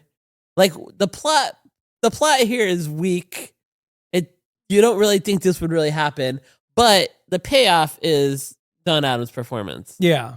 I would say though, like that I don't think I need the direct Get Smart reference. I think Don Adams being in it by itself is fine. Yeah. Because I think anybody who knows Don Adams is already going to know. Yeah. Right? The voice is going to do it. And if you don't know, he's still doing the bit of, I told you not to tell me that. Yeah. That's not going to help. All right. So the harbor master gives them the permit. We cut straight to the big bonfire dance. And I'm getting Lost Boys Pier vibes from this. But way wholesome yes, Lost Boys. Lots of color, way less leather jackets. Yeah. And we're not in Santa Clara. No. Murder capital of the world. I had to get in that Lost Boys reference because you have to get in at least one. You got every it. episode. We have to tie every single thing back to. We didn't tie anything back in our Christmas episode, but that's all right. We'll get there. So this is a part of the movie where this, you would think we're at the end of the movie here. Everything's coming together. Like Annette's making Frankie jealous. Frankie's making Annette jealous. Yeah. And it all works out. They're coming back together. Yes. They realize they love each other. And it's all, everything's great. Meanwhile, Michael's letting everyone know, I'm going to sell surfboards. I'm ready to marry your daughter. Yeah, it's all coming together, right? Like this whole movie is like a giant non-issue. I mean, really. It was a little lover spat, and now it feels like it's basically done. Everyone's happy to be back on the beach. Yeah.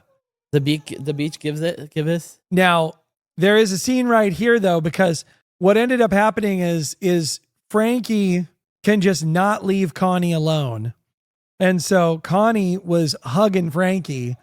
Annette saw it, and now Annette has gone off with Troy the beach pervert to do some night surfing.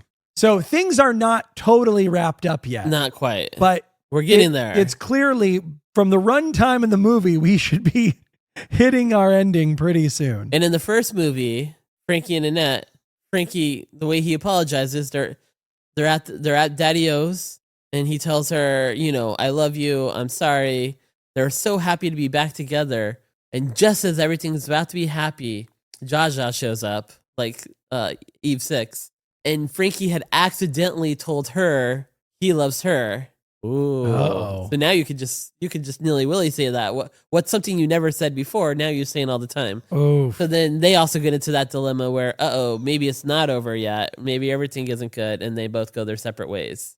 Only for it's all. So, wrap quickly and be happy. Yes. They did a really good move here, classic 80s move, where the harbor master is pissed. He finds out this really wasn't.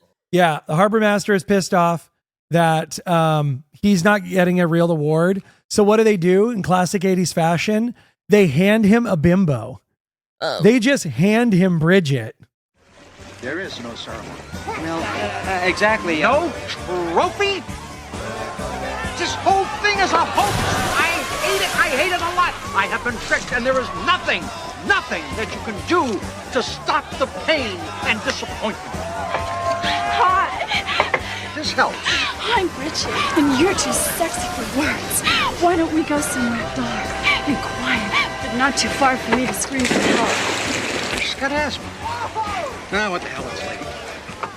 No, but what I love about this movie and the cartoon aspect of it is that Annette goes up to Troy and says, hey, let's go out doing some night surfing. And for some reason, Troy has a fully gold and leopard surf suit. And Annette happens to, out of nowhere, have a pink, frilly, polka dotted with skirt swimsuit. And now she just went from that scene straight back into wearing a full sweater. She has like 3 with or a 4 sweater over top of it. In just this one beach party, she has like 3 or 4 costume changes. There's a great thing here where Annette and Connie have this fight. And at the very end of it, Connie tells her that she, because Annette says she's always wanted to be the bad girl.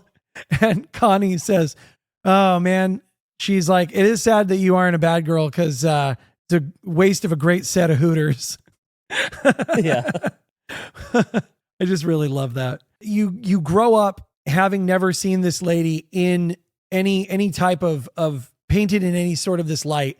And so now it's just kind of weird. It's like, it's almost not funny. It's jarring. Like when you're a kid, she's like a mom. Yeah. She's not like, another lady on the beach or.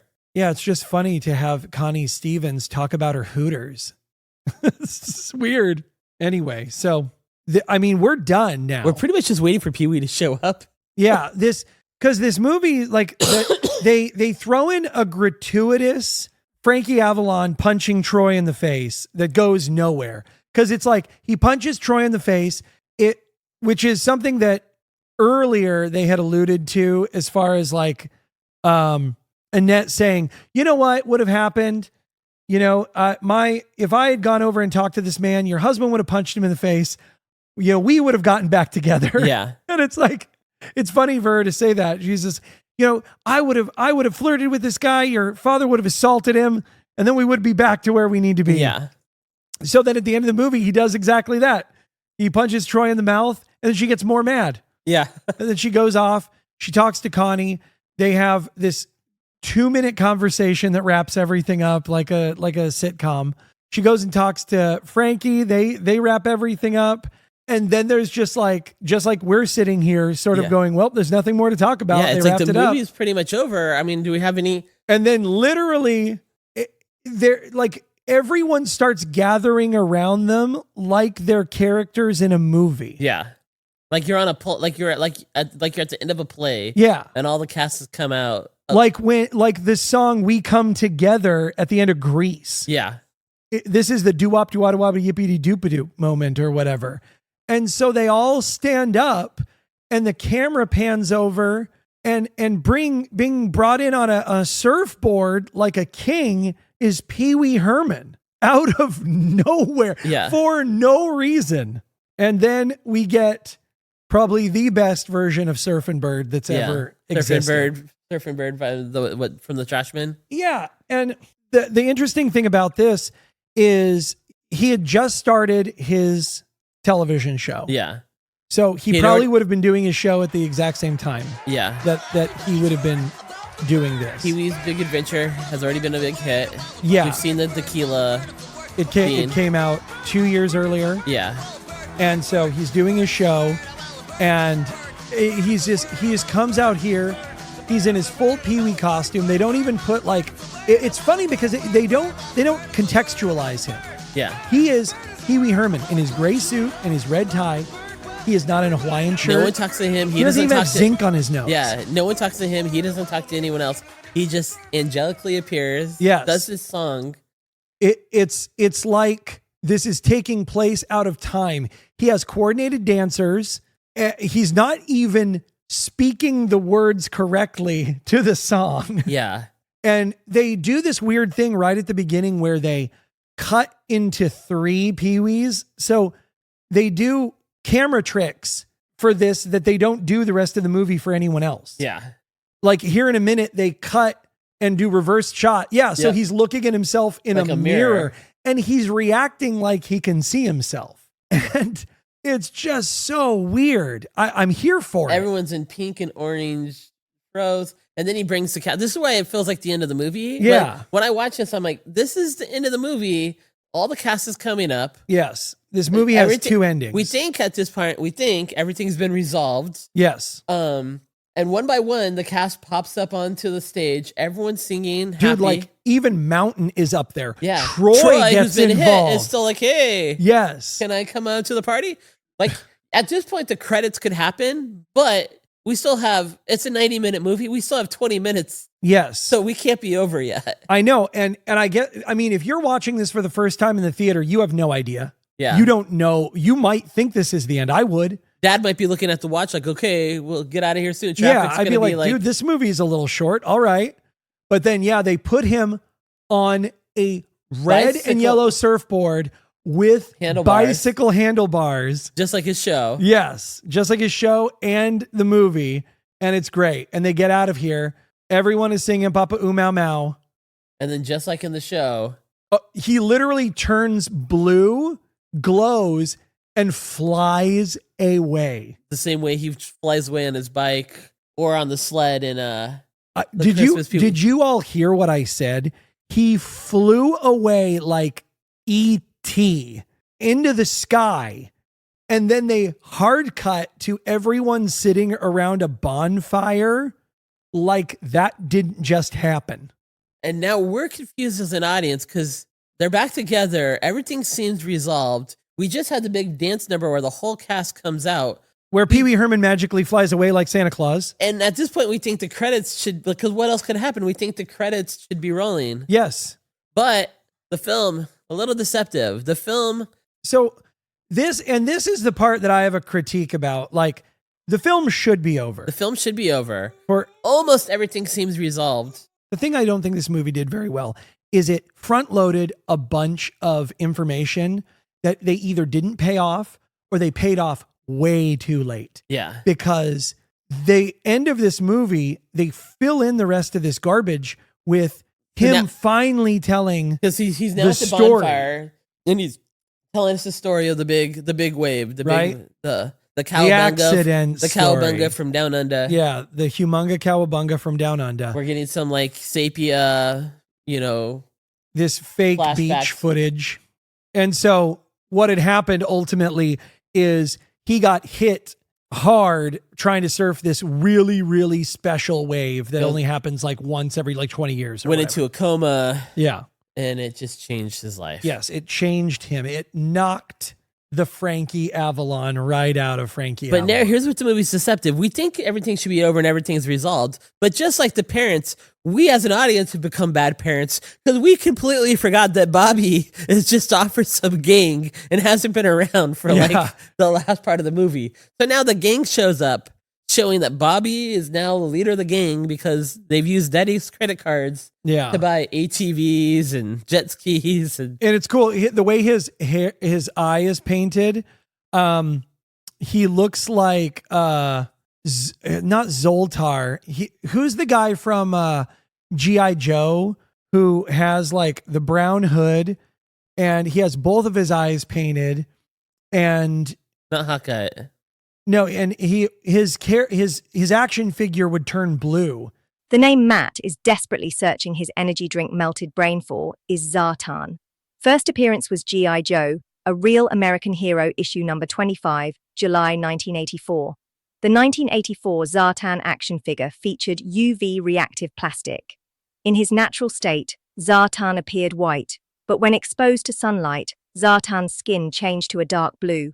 And instead of the parents and everyone being concerned that Bobby's been away, they're all just kind of making fun of his gang name and he's gonna be called Surly, so they make him. They think that they hear him say Shirley. They're like, Bobby's a scarier name than Shirley. Yes. So then he decides he's gonna be Knife. And Sandy's like, Nice. Your name's wanna Nice. be called Nice? He's like, all right. Forget it. Just call me Bobby. Yeah. That's why I ran away in the first place. I get it, but it's. Yeah, so it's now my biggest problem with this at this point is you have these toothless punks who want to surf for control of the beach. Even though pretty much the movie's over, everything's been resolved, and they've had plenty of time to have their fun beach parties, so they could all just walk away and go. Yeah. But instead it's like sunrise tomorrow, a judge contest surf off. Yeah, somehow overnight they're going to get like an entire bleacher of people, judges, announcers. Yeah. The whole deal. This movie's great. Just so we can resolve what we feel like has already been resolved. Yes. And then they immediately break Michael's foot. Oh, which leads us to believe if Michael can't surf for this prize, who left can surf? Who is going to surf and save the day? Ugh. I want one of these ATVs that they're driving these away. Four-wheelers? Yeah, these are rad. So they let Bobby just Bobby just left with the punks and the credit card to go where? I know. Like these are grown and all Annette men. says all Annette says is bundle up, boys. Yes. like she just wants to make sure everyone's not too cold. Yes, and so now we have a full surf competition. There's a banner, a surf off. Barbara Billingsley, Joan Cleaver is hosting. They've got Mountain up on the stage here. And then we have the Beeve. And Wally and the Beeve. Wally and the Beeve here. Dressed as if they were little boys from a 50s show. Yes. Like dressed as Wally their has his characters. cardigan with the little 3-ring stripes. Yeah. The Beeve is wearing his little patent hat. So this is like a huge nostalgia dump right here because you have 3 members of the Leave It to Beaver gang for no reason. Yeah. They have nothing to do with surfing, right? And they're all here to judge this surf competition. And what I like is Barbara Billingsley is wearing the same thing she would have worn in Leave It to Beaver. She's got that like open-necked dress that belts in the center. Yeah. It's great. Well, here's your favorite part coming up. Yes, this is my favorite line from the entire movie. Yeah. You forgot ugly? What was that? I had it written down here. Oh my God. Come on, Barbara Billingsley. Oh yeah. So she sees these bikers, and Barbara in her wonderful mom voice says, Well, you must represent darkness, evil, and godless communism. and Bobby says, you forgot ugly, lazy, and disrespectful. The surfers who rode off on the ATVs that Daddy bought, Yeah. now roll up on jet skis that Yes. also were bought on the credit card. God, I love it. Also, they have this redheaded lady named Sandy. Her name is actually Robin. She was going to be surfing instead of the big kahuna. But then Leave It to Beaver style, they make fun of, can she even swim? Should she even surf? Yeah, but it's like Sandy, Robin. you see in a couple of scenes, but she's a nothing character. It's very weird. And then you have Zed over here wearing the coolest shirt I've ever seen. If I could get one of these, I would buy one today. It's a sort of a skeleton that has green and red and yellow spiral eyes. It's so cool. And then the big potato, or the big kahuna, Yeah. shows up with his Cadillac-sized surfboard My God. and look his at- body glove. Bobby's wearing a Cramps Yeah, vest. the Cramps shirt vest on the That back is of the. so cool. Yeah. Why is Bob Denver still here? I know, Bob's just like, guys, you don't even need to pay me today. I'll just show up. Yeah. This is so weird. Why is he part of this? I know he works at the bar, but And anyway, now it's a big surf off. yeah. And you have So this movie being just on its last legs finally gets this surf off underway. like, it ended 10 minutes ago, but we're still Yeah. like Contact. We're still going. Yeah, I do not know why we're still here. And Zed just wiped out all nasty, but he's clearly like I don't know. I don't know what's happening right now. Yeah. Like, because Zed is sort of like being shown to be like an okay surfer, but Yeah. like clearly not that good because Like- he just wiped out. Like the girl they made fun of, Sandy, could have probably beat him. Yeah. like she's sitting here like, okay, jerks. Like, Exactly. Have you seen Zed surf before? Like, and meanwhile, the big kahuna is scared, but now Michael's giving him a little pep talk. Watch out for the curve. There's something on the right. Look out for the starfish and the spiral on the left. Laurel Laney looks like, or Laurel and Hardy. Lori Laughlin looks Lori like she's Loughlin. already been signed to Full House, just ready to get out of this picture. I know. I'm ready to get out of this picture. I want to fly off like Pee Wee did. All right, we can fast forward through all of this. Pretty much, you just need to get to his. So as you're surfing, and the first few runs are a little mess up. So Wally and the Beav are pretty much like Siskel and Ebert, just critiquing it as if it's a film. Yeah. Yeah, it's interesting because he goes out into the ocean to like start surfing, Frankie Avalon, I mean, and they start playing this kind of like spaghetti Western sound that I have on a Herb Alpert and Tijuana Brass album. Yeah. Like how they start one of their albums. This whole part is really weird. The with big kahuna music. can't even get out there. The waves just keep crashing and back to the beach. Yeah, kind of. Like, I think that's what they're trying to make it look like. But it doesn't. Yeah, but it's not a fierce wave. Well, and there's no waves today. Like, that's the funny thing is they filmed it on a day where there's like literally no waves to even be surfing. Yeah. Like, there's another guy out there. I mean, Zed's out there trying to surf, but there's no budget to come back tomorrow. Actual waves. Like, all of this, when they do show a wave, is cut like footage clearly from another day, from another beach. Yeah. And so, yeah, they do the Jaws sting when he goes out, Frankie, because he's got like the Jaws. He's got the shark board and he's got like the Jaws teeth So underwater, underneath. you see the shark pop in while you're listening to Jaws. And then, like any good movie, they've got your callback moment where you think everything is going terrible and they're going to lose the beach. And then out of nowhere, oh no, the rumbling in the sky. What's and happening? The same exact footage of the clouds rolling in. It's the humunga cowabunga from down under.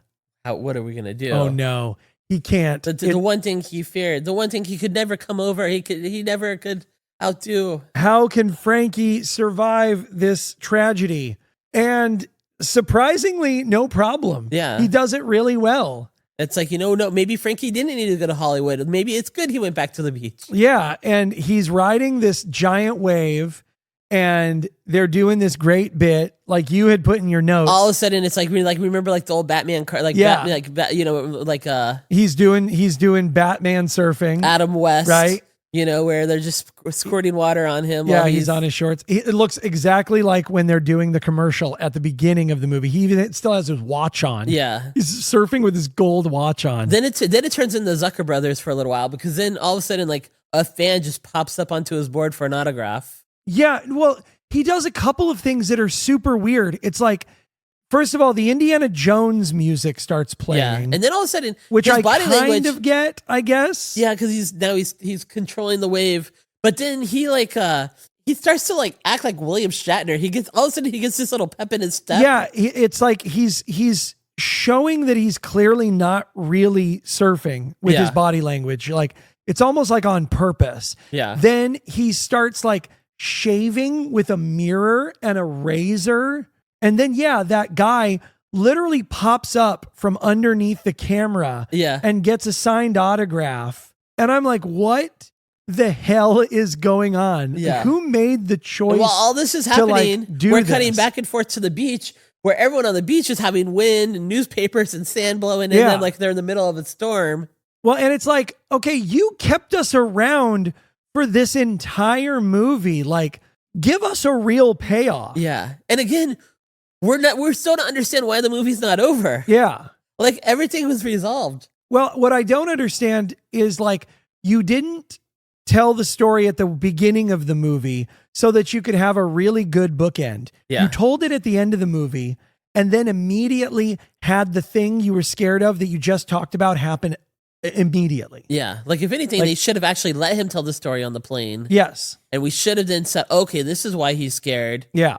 Now there's some stakes to him going back to the beach. Yes. Is he going to like overcome this fear? Is fear going to overcome him? Yeah. Will Frankie become Frankie, or will Frank become Frankie again? Yes. They told the story and then immediately the thing that they were worried about happens. Yeah. And you're just waiting for, instead of Indiana Jones music, you're waiting for like Hawaii Five-0 to start. But like, you know, they don't know what they're doing. Yeah, man. And it's like, if you were going to do this movie, you could still have done this. Like, look, he's shaving. Jesus. But it's like, you could have done this movie playing golf where he's just tackles the wave for real. Yeah. Do you know what I mean? Even if you want to show the cheesy part here, adding all of this extra weird stuff, it just kills any of the audience's like buy-in for this movie. Well, the fact that they just changed the tone at the end, like this wasn't like this isn't like Top Secret where the whole movie is doing this. Yeah, no, Top Secret's a really good reference for this. Like that does feel very much like the tone of that movie. Yeah. Right? Like a cow in boots. Like, because what's great about the reason the Zucker brothers make it work is they take comedy and play it serious. Here, they're taking the serious scenes and trying to make them over the top funny. Yeah. And it doesn't quite work. Although we keep coming back to this movie, so yeah. I mean, it is what it is, you know, from the early parts of this movie. Yeah, and now then when we thought that the movie was over and we thought we already got the payoff, we're not disappointed when they now are at Daddy-O's. Yes. So yeah, you have the end of it where he surfs and he surfs so well, clearly he is the winner. Yeah. Like you don't need the 10 out of 10s that the judges finally give him. No reason for the judges anymore. Yes, he clearly won. They give him 10 out of 10. Of course they do. Then everyone's hugging. Cut to Daddy-O's. He's holding a giant trophy. Overnight, they bought and put a giant surfer on this huge trophy. And then cut to ending with singing. Yeah. Sing our way out. But now, at least, Frankie and Annette finally have a duet to sing. A song you're quite fond of. Oh, yes. I do love this song. I was telling Andy beforehand how much I love this song. And again and again. Some things live forever. And again and again. We live on.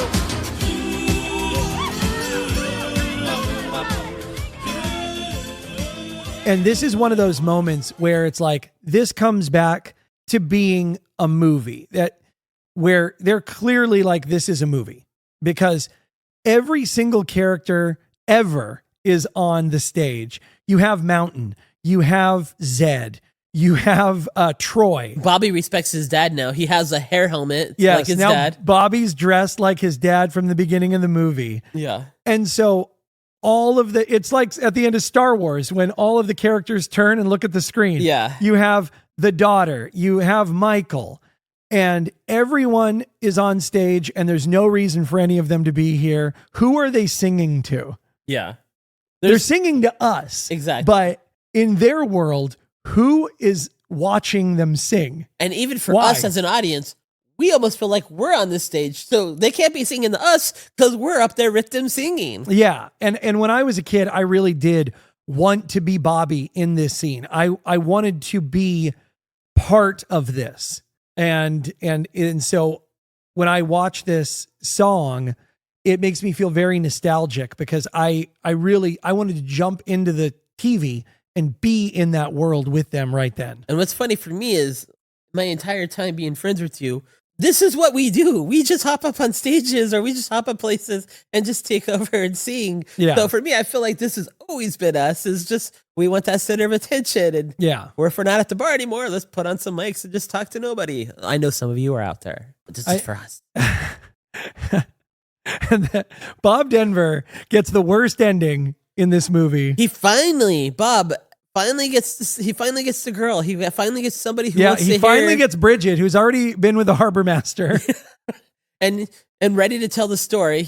We're like, oh, okay, great, happy. Oh, wait a minute, who shows up? Adam Hale Jr., the skipper, shows up in his blue shirt, in his hat, and he goes, "Come on, little buddy, we got to get going." And, he's like, "You'll be back." He's like, "No, I'm not leaving." And then Annette and Frankie walking on the beach. Are we the corniest couple you've ever met? Yeah, that's a real, which is funny because she's never addressed the audience. Yeah. Like, so who has these 3D powers or these fourth wall powers? Because Bobby does. Yeah. Bobby knows we're out there, right? Yeah. But Annette didn't ever talk to the screen. Maybe this is her realization. Now she's in on the joke. Now she's awakened. Now they'll remember where Bobby is. There's a lot of narrators in this movie. It's very, well, Well, when you never have to lay down a tone, you can just change it as you go. Yeah.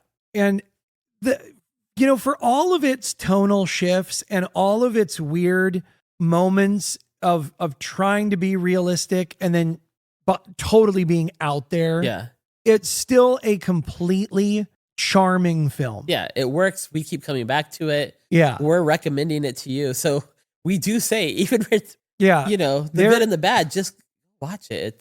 Yeah, especially if you really got into 60s television. This would actually go really well with our shelter short when the 60s sold the 80s. Yeah. Because you've got Barbara Billingsley, you've got Don Adams. You were waiting for Eddie Haskell to show up. Absolutely. You know who I was actually waiting for was Don Rickles. Oh, yeah. Because he was in Beach Blanket Bingo and he played a character called Big Drop. And he ran a parachute company. And it just seemed natural that he would have been in this movie somewhere, like either clashing with the punks or like selling something on the beach, right? Yeah. It feels so strange that he wasn't in this because he was such a big staple of movies, and especially that one-off mouthy character of that time. I could see that. I know, because for me, and I had to go back and watch Beach Party, but I swear my memory of it as a kid, I thought it was Buddy Hackett, not the other guy.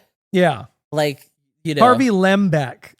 He was the one who played Eric Von Zipper. But in my those memory, movies. when I was just like, because he played it as like a Buddy Hackett kind of like character. So for the longest time in my head, I remembered it as a kid as being Buddy Hackett. And it was like, no, it wasn't him at all. Yeah, no, when you go to his IMDb, he looks almost exactly like Buddy Hackett. He could be his younger brother. Yeah. They couldn't have had him in there, but it would have been interesting if they had had a reference to Buster Keaton, because he always ended up being in those movies somewhere. I know he was a painter in one of them, and that was always so strange to me. When Vincent Price shows up, you're like, what? Yeah. But yeah, I don't know, man. If you're interested in 60s television and you want just a good, funny, doesn't take itself seriously at all, you throwback, You know, it's only an hour and 32 minutes and it's great. And not only that, but all the stuff in the background, there's some really great nostalgia bits in the background to look at. And if you've already seen it, but it's been a long time, this will take you back. If you enjoyed watching it when you were younger, this is going to like reignite a bunch of new memories for you. You're going to have a lot of positive feels when you're done. Yeah, I second that, you know, and maybe you're somebody who's like, I've seen Pee Wee Herman in all his movies. Oh, not this one. Complete the set. You know, just go check it out. Yes. You won't be disappointed. Well, I think Frankie got called the big chihuahua, the big potato, Yeah. and the big caboose You know, in and this movie. I don't want to exclude anyone. I mean, if you're a Hallmark movie fan and you love the Hallmark cinema movies, and you've seen all of Lori Loughlin's movies, and you haven't seen this, you come complete that set as well. Oh yeah, no, get your bingo card completely punched. Absolutely. Yeah, I would say that that's all I have to say.